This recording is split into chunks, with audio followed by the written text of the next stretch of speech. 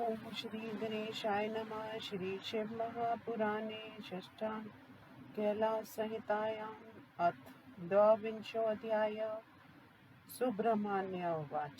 एकादशो हि सम्प्राप्ते यो विधि समुदाहृत त्वं वक्षे मुनिशार्दूल यतीनां सन्निहत्सत्तव समार्जय विधिमालिप्य कृत्वा पुण्याहवाचनं प्रोक्ष पश्चिममारभ्य पूर्वान्तं पञ्चक्रमात् मण्डलानयुद्राशस्य कुर्यात्तस्वयंवस्थितः प्रादेशमातरं सङ्कल्प्य चतुरस्रं च मध्यता बिन्दुत्रिकोणषट्कोण वृत्ताकाराणि च क्रमात् शङ्ख च पुरात् स्थाप्य पूजोक्तक्रमार्गतः प्राणानायम्य सङ्कल्प्य पूजयित्वा सुरेश्वरी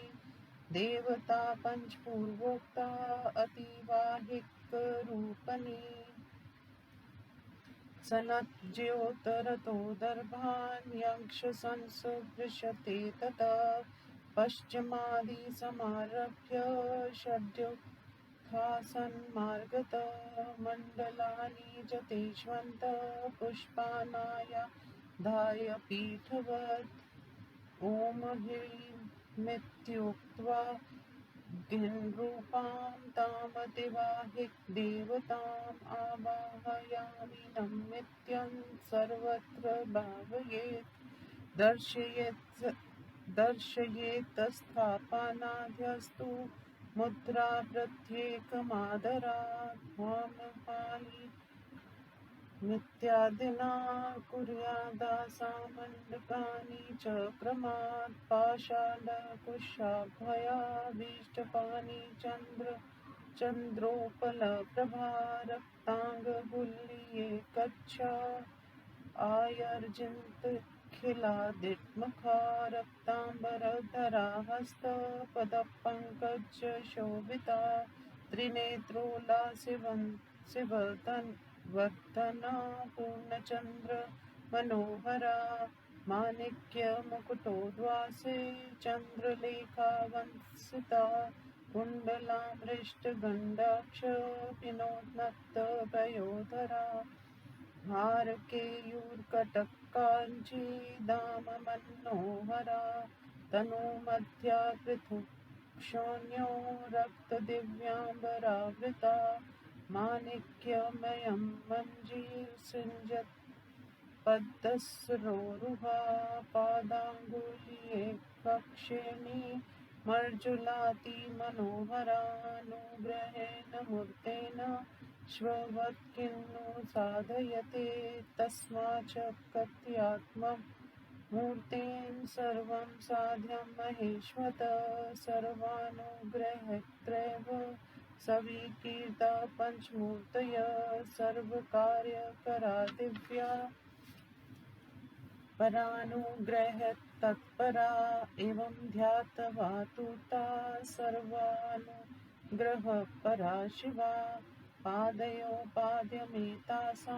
दद्या च खोगदबिन्दुभिः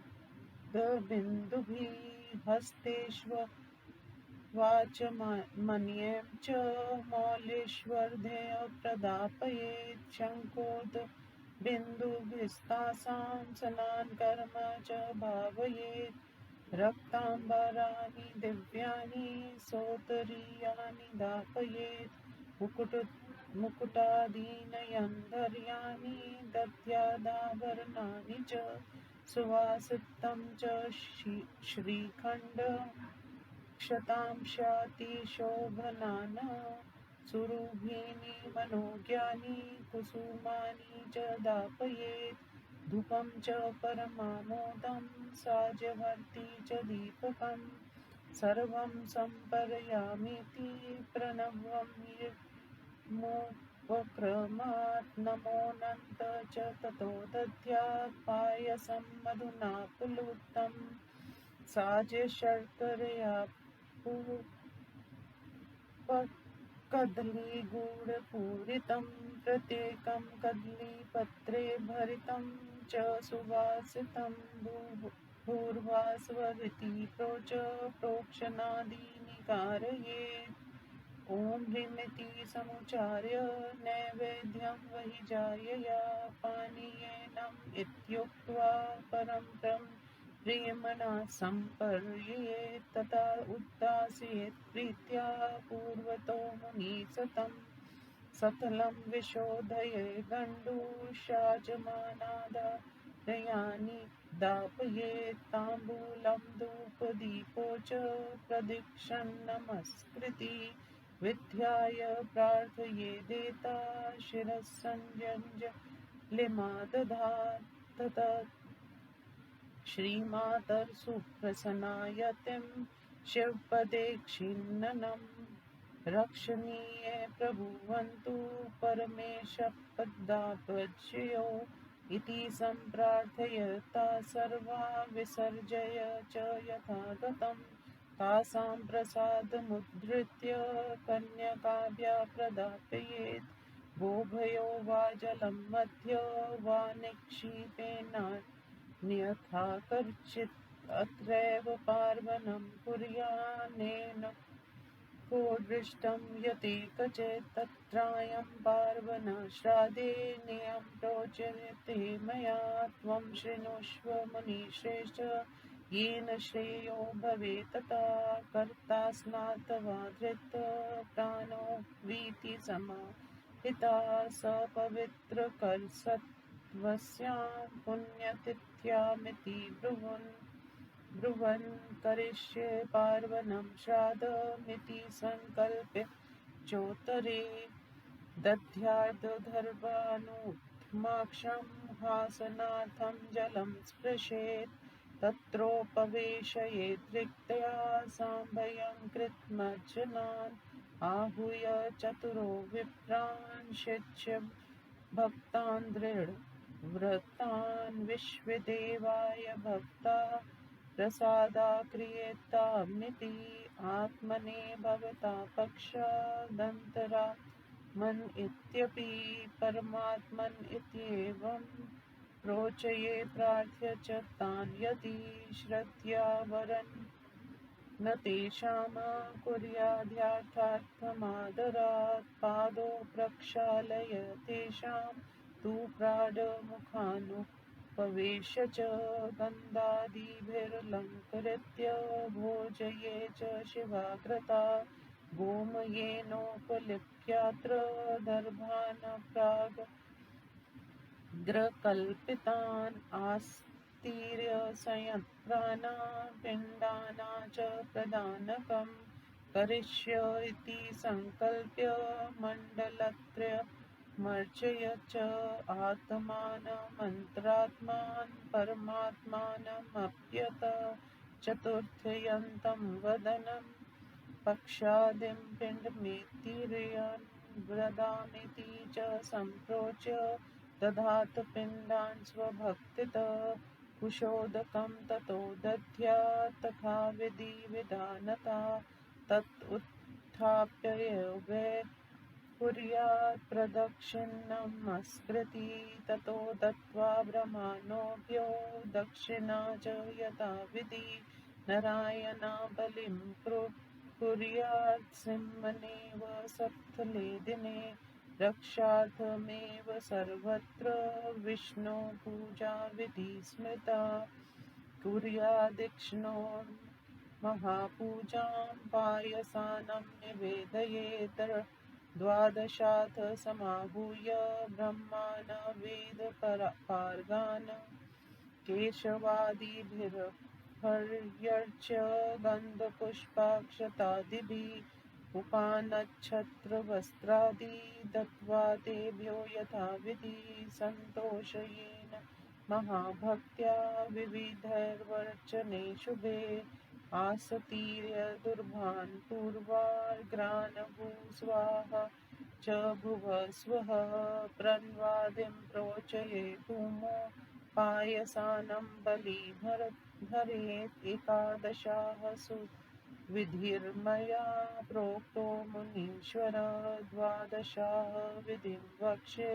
शृणुष्वादरतो द्विज। इति श्रीशिवमहापुराणे षष्ठायां कैलाससंहितायां यति नामेकादशाः कृत्यवर्णनं नाद्वाम् विशोऽध्याय। हिंदी अनुवाद। कार्तिकेय जी ने कहा, हे मुनिवर, यतियों के एकादशा की जो विधि कही गई है उसे मैं तुम्हारे स्नेह से कहता हूँ। वेदी का समार्जन करके उस स्थान को लीपे, वहाँ पुण्य हवाचन करें। इस स्थान का प्रोक्षण कर पश्चिम की ओर से आरंभ कर पूर्व तक 5 मंडल उत्तर की ओर मुख करके बनाए। उनका आकार प्रादेश मात्र चकोर हो, शेष मंडल बिंदु, त्रिकोण, षष्ठकोण तथा वृत्त के आकार से क्रमशः। पूजा की विधि से सामने शंख को स्थापित कर प्राणायाम कर संकल्प करके पहले कही गई 5 अतिवाहिक नामक देवताओं की पूजा करके उन कुशों को उत्तर की ओर डालें जिनका स्पर्श किया गया था। पश्चिम से लेकर षष्ठ उत्थान के विधान से उस पीठ के ऊपर जो मंडल बनाए गए हैं उन पर फूल चढ़ाएं। ओम ही ऐसा उच्चारण कर अग्नि रूप अतिवाहिक देवता को आव्याहमी नमो यहाँ तक सबका ध्यान करके उनकी आदर से स्थापना करें और मुद्रा दिखलाएं। ह्यम हाम हिम इत्यादि मंत्रों से इनके अंगों की पूजा करें। पाश, अंकुश, इच्छित वर तथा अभयदायक हाथ वाली, चंद्रकांत मणि के समान कांति वाली, लाल उंगली की कांति से संपूर्ण दिशाओं को रंग देने वाली, लाल वस्त्र धारण की हुई, कमल के सदृश हाथ पैरों से शोभित, 3 नेत्रों से शोभित, पूर्ण चंद्र के समान मुख मंडल वाली, माणिक्य जटित मुकुट तथा चंद्र रेखा से शोभित, कुंडलों से शोभित, कपोल, पीन तथा ऊंचे स्तन, हार, बाजूबंद, चूड़ियां तथा करधानी से शोभित, कृशोधरी विशाल नितंबों वाली, लाल दिव्य वस्त्र धारण की हुई, माणिक्य जटित नुपुरों से शब्दायमान चरणों वाली, पैर की उंगलियों में बिछुए धारण की हुई मूर्तिमान शिव जी के अनुग्रह से क्या सिद्ध नहीं हो सकता। इसी प्रकार शिव जी की भांति शब्दायात्मक मूर्ति से भी सब कुछ सिद्ध हो सकता है। सबके ऊपर कृपा करने वाले ये 5 दिव्य मूर्तियां हैं। वे सभी कार्य कर सकती हैं और दूसरों पर कृपा करने के लिए तत्पर रहती हैं। इस प्रकार इनका ध्यान करके अनुग्रह करने वाली देवियों के चरणों में शंख के जल से पाद या पैर धोने के लिए जल दें। हाथों में आचमनी जल और सिर पर अर्घ्य जल चढ़ाएं। शंख में रखे हुए जल की बूंदों से स्नान कराएं। उत्तरीय सहित लाल वस्त्र चढ़ाएं। बहुमूल्य मुकुट आदि आभूषण भी अर्पित करें। सुगंधित चंदन, सुंदर अक्षत, सुवासित मनमोहक फूल भी चढ़ाएं। परम सुगंधित धूप, धीमी की बत्ती वाला दीपक आदि मैं सबको सब समर्पित करता हूँ, ऐसा ओम हेम मंत्र के साथ कहें और अंत में नमः कहकर खीर में मधु मिलाकर घी, चीनी, केला तथा गुड़ से बने हुए पुए प्रत्येक सुगंधित वस्तु को केले के पत्ते पर रखकर ओम भूर्भुवः स्वः इस मंत्र से प्रोक्षण आदि कराएं। ओम ह्रीं कहकर वह जाया मंत्र से नैवेद्य नमः कहकर जल समर्पित करें। हे मुनिवर, प्रेम से उस स्थान को शुद्ध कर उन्हें गंडूष कुल्ला कराएं। फिर आचमन के लिए जल और अर्घ्य, पान, धूप, दीप, प्रदक्षिणा तथा नमस्कार अर्पण करें। अंजलि को माथे पर लगाकर प्रार्थना करें।